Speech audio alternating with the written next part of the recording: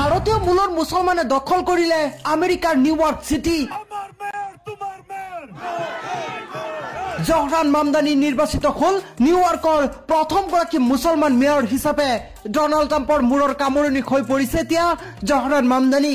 প্ৰথমে কোনেও কেৰেপ নকৰা মামদানি আজি জিলিকি উঠিল আমেৰিকাৰ নিচিনা ঠাইত। ডনাল্ড ট্ৰাম্প ইলন মাস্কৰ নিচিনা মানুহেও বহু চেষ্টা কৰি ৰখাব নোৱাৰিলে মামদানিক। আনকি ডনাল্ড ট্ৰাম্পেও জনসাধাৰণক কৈছিল যে যদি মামদানিক ভোট দিয়ে তেতিয়াহ'লে নিউয়ৰ্ক চিটিৰ সকলো সা সুবিধা কৰ্তন কৰি দিয়া হ'ব।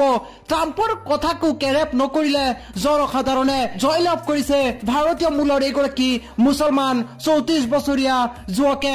তেওঁৰ মিঠা বৰণীয়া হাঁহি আৰু সকলোৰে লগত মন খুলি কথা পতাৰ বাবেই ৰাইজে আঁকোৱালি লৈছে তেওঁক। ইতিহাসত নঘটা ঘটনা এইবাৰ আমেৰিকাৰ নিউয়ৰ্ক চিটিত ঘটিল। প্ৰথমবাৰৰ বাবে মুছলমান প্ৰাৰ্থী জয়ী হ'ল। জহৰান মামদানি হ'ল নিউয়ৰ্কৰ প্ৰথমগৰাকী মুছলমান মেয়ৰ। এই ভিডিঅ'টো আপোনালোকে যিমান পাৰে শ্বেয়াৰ কৰি দিয়ক আৰু এই খবৰটো সকলোকে জনাই দিয়ক।